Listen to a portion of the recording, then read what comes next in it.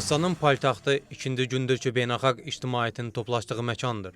20-dən çox ölkənin xarici İşlər nazirləri və onları ölkədən nümayəndə heyətləri New Delhi'də Rising ideoloji çərçivəsində dünyanın üzləşdiyi siyasi və iqtisadi problemləri müzakirə ediblər. Tədbirdə Gürcüstanın xarici İşlər naziri də iştirak edir. Maka Boşorishvili panel müzakirələrində iştirak edib. Prokurorluğun 5 fondun bank hesablarına həbs qoyulması ilə bağlı bəyanatı bütün siyasi müstəvidə müzakirə mövzusudur. Müxalifət təqib və repressiyadan danışır, bəziləri isə bu məsələdə Gürcü arzusu ilə milli hərəkatın eyniəli olduğu deyir.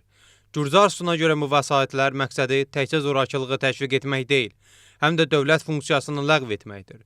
Gürcüstan prokurorluğundan verilən məlumata görə araşdırma çərçivəsində davam edən etiraz aksiyaları ilə bağlı müxalifət, qanunsuz və bəzi hallarda cinayət əməllərinə maddi dəstək vermələri barədə əsaslı şübhələr mövcud olan hüquqi və fiziki şəxslərin bank əməliyyatları ətraflı araşdırılıb. Nəzərinizə çatdırırıq ki, 5 fonda qadağa qoyulub.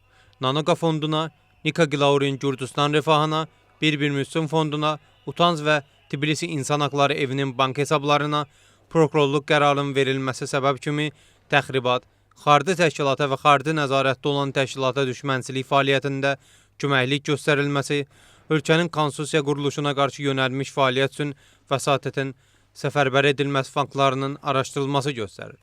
Söhbət yanvar ayında başlayan və neytral Gürcüstan hərəkatının iddiasında əsasında başlamış cinayət işindən gedir. Parlamentin bugün keçirilən plenar iclasında xarici agentlərin qeydiyyat haqqında qanun layihəsinin ikinci oxunuşda qəbul edilir. Bu təşəbbüs Amerika farasının analogudur. 16 səhifəlik sənəddə əsasən qanunun icrası və nəzarəti ilə bağlı korrupsiyaya qarşı mübarizə bürosu məsuliyyət daşıyacaq və bu büro hər 6 aydan bir parlamentə hesabat təqdim etməli olacaq. Qanun layihəsinə əsasən xaricdən maliyyə alan və fiziki və xüsusi şəxslərin korrupsiyaya qarşı mübarizə bürosu sənədlər təqdim edilməlidir. ABŞ-da xarici agentlərin qeydiyyat aktı kimi Gürcüstanda qanunun hər hansı maddəsinin pozulması 5000 lariyə qədər cərimə və ya 6 aya qədər həbs cəzası ilə cəzalandırılır. Qeydiyyatdan yayınan hər kəsə 10.000 lari cərimə və 5 ilə qədər həbs gözləyir. Dəyişikliklər qəbul edildikdən sonra artıq qəbul edilmiş xarici təsirdə şəffaflıq qanunun ləğvi nəzərdə tutulur. Tbilisinin Zavcavadze prospektində baş vermiş qətil hadisəsi ilə bağlı həbs edilən şəxs bugün ittiham olunacaq. Təqsirləndirilən şəxs hazırda vəkilin yanındadır. Daxili İşlər Nazirliyi ötən gün bir nəfəri qəsdən adam öldürmə və qanunsuz olaraq odlu silah-sursat əldə etmə, saxlama və gəzdirmə ittihamı ilə həbs edib. Cinayət 15 ilə qədər azadlıqdan məhrum etməni nəzərdə tutur. Mədənçilərin etirazı. Giyatorada yerli hökumət binası qarşısında davam edir. Etiraz aksiyalarının tələbləri eynidir. Mədənçilər hələ də lazımi maaşların verilməsi, Georgia Marganes şirkətinin korrupsiyanın araşdırılmasını və sonra isə şirkətin Giyatoradan çıxarılmasını və faydalı qazıntıların çıxarılması prosesində dövlətə verilməsini tələb edirlər. Qeyd edək ki, Georgia Marganes şirkəti martın 1-dən yeraltı mədən işlərinin dayandırıldığını açıqlayıb. Bu münasəbəb kimi əməliyyatların rentabelsizliyini göstərib. Bu qərardan əvvəl keçən il noyabr ayının 1-dən etibarən 6 aylıq iş dayandırıldı. O zaman işçilərə cəmi 3 ay ərzində maaşların 60%-nin azadılması vəd edildi. Bugün ABŞ və Rusiya prezidentləri arasında telefon danışığı olacaq. Konkret təfərrüatlar məlum olmasa da, söhbət Ukraynadakı müharibənin başa çatması ilə bağlı olacaq. Donald Trump'ın özünün dediyi kimi, müzakirələrdə ərazi məsələlərinə və enerji obyektlərinə də toxunulacaq. ABŞ prezidenti deyir ki, Rusiya lideri ilə telefon danışığı böyük işdir. O, Putinlə telefon danışığı zamanı hazırda Rusiya qüvvələri tərəfindən mühasirəyə alınan Ukraynalı əsgərlərin vəziyyətini müzakirə edəcəyinə ümid edir. Donald Trump hər iki tərəfin ABŞ-ın vasitəsiliyi ilə atəşkəsə və sol nəticədə sülh razılaşmasına nail ola biləcəyinə dair nikbinliyini ifadə edib. Jurnalistlərə açıqlama verən Trump deyib ki, Zelenski ilə Oval kabinet mübahisəsində Ukrayna təzyiq strategiyasının bir hissəsidir. O həmçinin bəyan edib ki, ABŞ-ın Ukrayna silah tədarükünü dayandırmaq qərarı Ukrayna ordusuna heç bir ziyan vurmayıb. Tərəflər Rusiya və Ukrayna müharibəsini bitirməyə həmişəkindən daha yaxındırlar. Ağ Evin mətbuat katibi Caroline Leavitt jurnalistlərə bildirib. Leavitt Putin və Donald Trump arasındakı telefon danışığının təfərrüatlarını müzakirə etməyib. Lakin qeyd edib ki, Prezident Trump və onun Milli Təhlükəsizlik komandası Prezident Zelenski və Ukrayna komandası ilə əməkdaşlıq edir.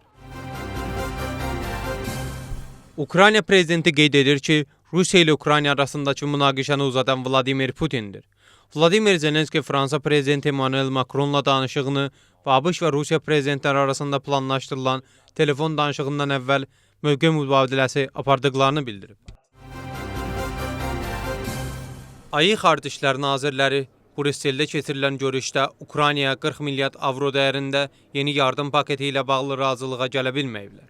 Bu barədə Avropa İttifaqının Xarici İşlər Naziri və Təhlükəsizlik Siyasəti üzrə ali nümayəndəsi bildirib. Kai Kallas'ın sözlərinə görə, AI ölkələri arasında Ukraynaya yeni yardımın ayrılması üçün geniş siyasi dəstək var və baxmayaraq ki, hələ də işlənilməsi lazım olan bir çox detallar var. O, yaxın vaxtlarda bu məsələyə irəliləyiş əldə olunacağına ümid etdiyini bildirib. Bundan əvvəl Kaya Kallas Ukraynaya 20 və 40 milyard avro məbləğində yeni hərbi yardımın paketinin ayrılması təşəbbüsü ilə çıxış edib. Bu yardım paketinin ilk versiyası Macarıstanın tərəfindən martın əvvəlində bloklanıb. Ukrayna hərbiçiləri Rusiya Müdafiə Nazirliyinin Rusiya ordusunun Zaporojye vilayətinin Stepovye kəndinin azad etməsi ilə bağlı bəyanatını təksib edib. Bu, onların döyüş ruhunu yüksəltməyə yönəlmiş informasiya müharibəsinin bir hissəsidir. Cənubi Ukrayna Müdafiə Qüvvələrinin nümayəndəsi Vladislav Voloshin bildirib. O, mətbuata açıqlama bildirir ki, Ukrayna ordusu son 2 gündə bölgədə heç bir ərazi itirməyib. Paralel olaraq Kursk vilayətinin Suy şəhərindən əhalinin təxliyəsi davam edir. Kursk vilayətinin qubernatorunun səlahiyyətlərini icra edən sözlərinə görə martın 12-sindən indiyədək 371 nəfər təxliyə edilib. Onlardan 14'ü uşaqdır. Xatırladaq ki, Ukrayna qüvvələri ölən ilin avqustunda Kursk vilayətində müəyyən əraziləri zəbt edib. Baxmayaraq ki, Putin hazırda Rusiyanın Kursk vilayətində tam nəzarətdə olduğunu və Ukrayna əsgərlərinin təcrid olunduğunu iddia edir. Ukrayna rəsmiləri bu bəyanatları təksib edib. Yaponiyanın paytaxtı Tokyoda keçirilən Fodex Japan 2025 beynəlxalq sərgisi 6 gürcü şirkəti iştirak edib. Ətraf mühitin mühafizəsi və Kənd Təsərrüfatı Nazirliyinin dəstəyi və Kənd İnkişaf Agentinin təşkilatçılığı ilə Gürcüstan pavilyonunda aşağıdakı şirkətlərin stendləri təqdim olunub. Aquageo, Kula, Seo Naturals, Agrolane, Agroline və Seo Flowers. Sərgiyə gələnlər Gürcü şirkətlərinin istehsal etdiyi məhsullar, qaragilə, qoz fındıq, bal, su, şirələr, mürəbbə və kompotlarla tanış olmaq imkanı əldə ediblər. Fodex Japan Asiyanın ən böyük beynəlxalq sərgilərindən biridir. Gürcüstan milli komandası Tbilisidə toplaşıb Ermənistanla Millətlər Liqasının play-off maçlarının hazırlığına başlayıb. Komanda 15 futbolçu ilə Mikhail Meskiçidə məşq edib. Klub oyunları ilə əlaqədar olaraq Budezi Zivadze, Georgi Mikautadze, Kuitsa Kuyaratsxeliya, Nika Koeskiri, Zoriko Davitaşvili, Georgi Koçeraşvili, Oter Keteyşvili, Şotano Nikaşvili, Georgi Koçeyşvili və Georgi Sitayişvili ilk gündə məşqdə iştirak ediblər. Səlibçilərin tam heyəti bugün Tbilisidə toplaşacaq və liqasında yerini qorumaq üçün 2 oyundan ibarət play-offda Gürcüstan millisi martın 20-sindən İrəvanda, 23-ü də Tbilisinin Ermənistan millisi ilə qarşılaşacaq. Birinci kanal hər iki görüşün canlı yayımını sizə təqdim edəcək.